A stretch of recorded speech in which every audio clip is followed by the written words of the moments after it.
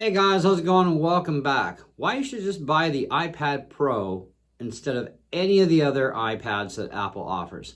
Look at it this way, the iPad mini is still a pretty expensive proposition and it comes with a minimum of 64 gigs of storage and that's it. Your top storage is 256, which is actually your only other option. Even the M1 Air only comes as a 64 or a 256. And by the time you factor in the cost of even either one of those, well, you might as well spend a few more bucks and just gotten this thing and you're good for 10 years, literally. We average on Mac systems, 10 years, they're obsolete. 10 years is about the time when you should probably get off the internet, perhaps maybe a year or two after at most. Because even though, yes, you can still surf, your built-in security to the OS and likely your browsers too are pretty much bye-byes, okay? Now, I've got a couple of older iPads here. I've got an Air 1, I've got a couple of minis, and yeah, these are iOS 12. And even though that these things can actually still reach YouTube and a lot of other websites and have no actual issues, I wouldn't suggest signing in because, yeah, no security whatsoever for that sort of thing. I wouldn't suggest it anyways, unless you don't value your identity, your credit cards, bank account, stuff like that, right? Things that we really have to have in life, right? So that's kind of where I sit with that. Now, yeah, I've not had any problems getting to any websites, but I'm not stupid enough to sign in to anything other than Apple because Apple at least guarantees you that you're going to have a secure connection with them. And then this way you can just download your apps and whatnot. Now, it doesn't mean that your device is useless just because it can't surf the internet. Because as long as you can still get onto the App Store from Apple, you can still download programs from your purchases area or even find programs that may still work on these old dogs, right? I mean, I've been amazed at what I've been finding even for the Mini, for the Mini 1 and the Mini 2 that I have. But when you look at performance-wise, okay, that's a huge factor in here. The top of the line iPads, being the Pros, right? You got the 11-inch here and you got the 12.9. Now, these things can definitely run circles around anything below them, right? So you have full access that if you want to do some more serious gaming, we'll say, well, you're best to do it on one of these because these actually have the more adequate CPUs, GPUs, all that performance level that you're not going to get. Plus, you're going to have the RAM access, right? The M1 iPad, for example, okay? That thing has 8 gigs of RAM, it's an M1 chip, etc., right? These have the M2 chips that, yeah, they start with 8 gigs of RAM, but you also get the 8-core processor, which is much faster, and you get a 10-core GPU, so you get extra GPU cores, but you also have options between 8 gigs only, and that's it, which means you have your storage configuration of 128, 256, or 512. That keeps you at 8 gigs of RAM. Once you go to 1 or 2 terabyte, Apple automatically puts you into either a 1 or 2 terabyte and 16 gigs of RAM. So, and I think even 8 gigs of RAM on these things is a little overkill, to be honest, because the operating system itself currently doesn't chew all that much RAM. Like, it is far less than Mac OS chews. So we do have plenty of RAM, which is nice, okay? So it's not like we're going to run out of RAM anytime soon, but over the course of, say, owning this for the next, 8 to 10 years, yeah, you can count on the fact that iOS will start chewing a lot more RAM. And of course, it's going to want more storage, as is your programs want more storage, because as they update or you start playing different programs, you need more storage for that. So there's kind of that thing where you got to really pick and choose your battles on what you want. Now, even if you're not going to, adopt to my idea here, don't get anything with 64 gigs because you're just flushing your money down the toilet. 64 gigs of storage is a literal joke. Even for the amount of software I have on this thing myself, which, I'm using my iPad every single day. I'm cutting tons of videos on my iPad, with the exception of this one. It's my iPhone 15. I use OnSong, which is a lyric program on here. I do have a bunch of games, which I prefer to call them, mindless kind of games, right? Because they don't take up much space, and it's not like they're very powerful. But I don't game on my tablet. I game on my Windows PC because it's better on a Windows computer, even over a Mac. But Apple is getting into the gaming, as we know, but I only have an M1 system, and Apple is not putting any real effort into making gaming even halfway pleasing on M1 chips. They're concentrating more on the M2s and M3s and the upcoming M4s. But either way, I have some utility stuff here. I've got Facebook, I've got Messenger, I've got a bunch of other apps. I even have DaVinci Resolve if I want to do video editing on a much heavier duty scale than what iMovie could handle. Now, I don't actually do video editing on here, but if I had to do it on the fly, because if I was out with this, somewhere, or I was traveling or whatever, and this is all I brought with me, then I would still be able to do this and upload to YouTube and keep my YouTube channel going while I'm on the go, which means I need powerful enough software to actually pull that off. So as long as I have an internet connection somewhere, I'm good to go. So that's an advantage yet again, right? You have so many advantages, plus the larger screen. Yeah, it's 11-inch and whatnot, but you also have really nice high-end cameras in the Pros too, compared to other generations below it. So there are so many things to your advantage. The biggest reason I actually went to a Pro myself had nothing to do with, oh, it's a Pro, okay? It had to do with the simple fact that I am sick and tired of wasting money and flushing it down the toilet every 2 years, having to upgrade to a new iPad, because even a wussy program like OnSong is getting slowed down dramatically. My iPad is getting slowed down because all the iOS updates and all the other updates that happen, it keeps slowing down these, older generation type iPads. And quite honestly, the only iPads worth their salt on Apple's website, even right now today, are the M1s and M2s, right?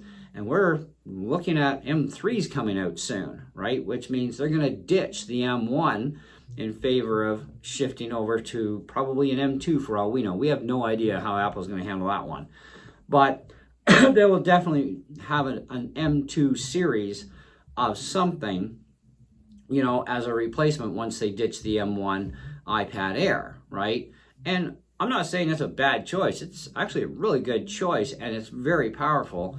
But for the cost difference even between it and this, which is way better, I'm thinking this is a better way to go, to be honest, okay? I mean, really, Apple hasn't even managed to slow this thing down one inkling since it's been released, and with all the iOS updates they've done and program updates, they haven't bogged this thing down whatsoever.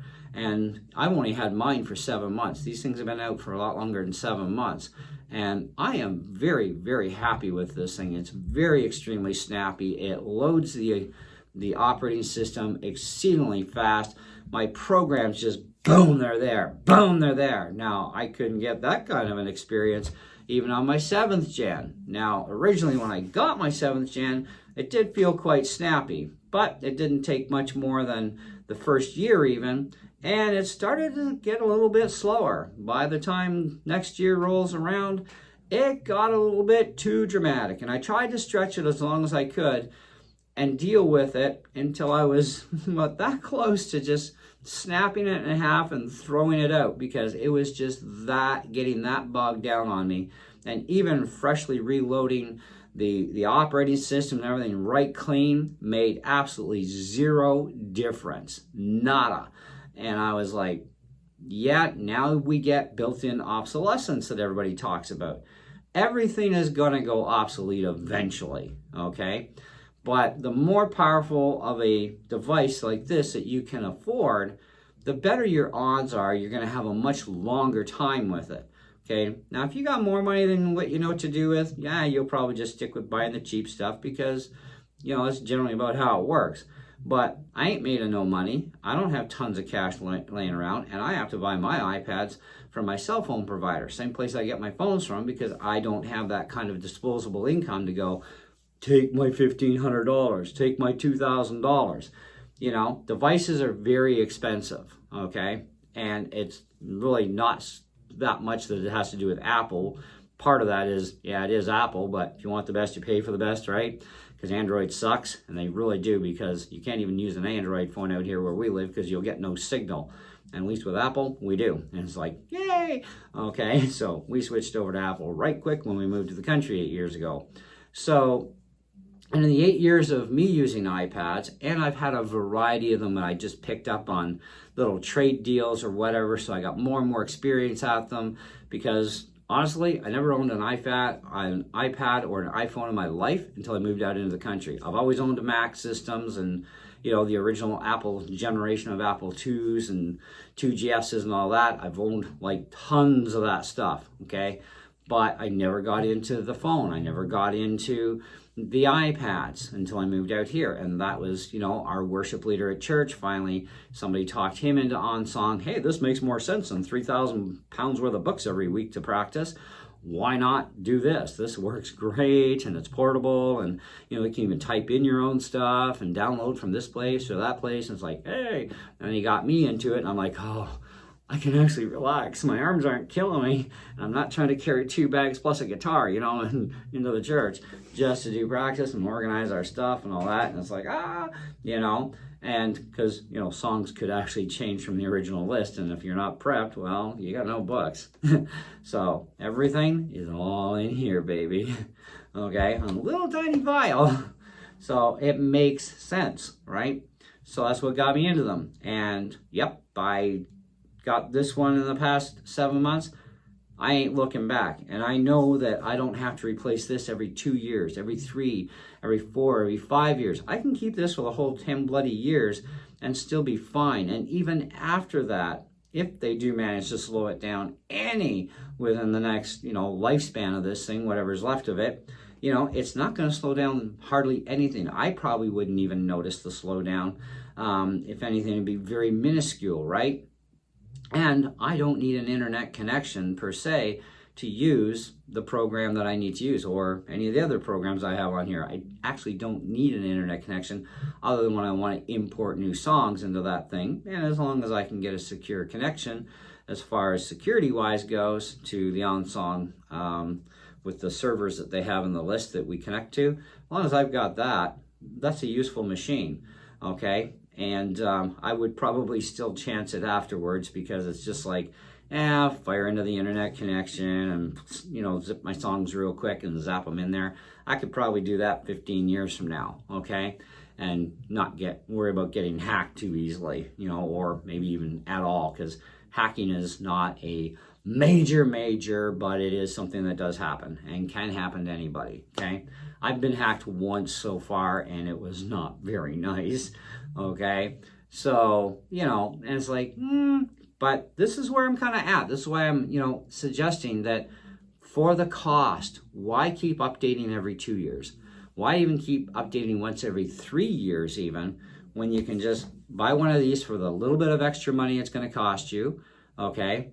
And you can get this in I think you can get this as Wi-Fi and Wi-Fi cellular. So you do save almost $200 by going straight Wi-Fi only. Apple has notorious on all their iOS devices that when you go from Wi-Fi only to Wi-Fi cellular, it's about a $200 increase in the price, which is kind of actually stupid when you think about it, but I get it, you know. So if you want to save money and save even more money, get more storage and go Wi-Fi only if that's what you can handle, and you're rocking and rolling, okay, whichever way. But that would be my suggestion. And you can get these things really cheap in the refurbished store when they have them as well on Apple's website to save even a few $100s more even, which really works out really good. So then you can actually spend a lot less and get way more for your money than anything else that they have, right? Anyhow, that's just my thoughts on it. Take it for what it's will. You know, I mean, it's your choice, it's your money. But I'm certainly going to be happy to keep this for as long as possible. I'll probably even throw at least 1 or 2 more batteries into this thing over its lifetime, because I use the snot out of it all the time. I know I'm going to be doing a battery probably about a year or 2 from now, okay? Anyway, that's it. That's all. Thanks a lot, and we'll catch you on the next one. See ya.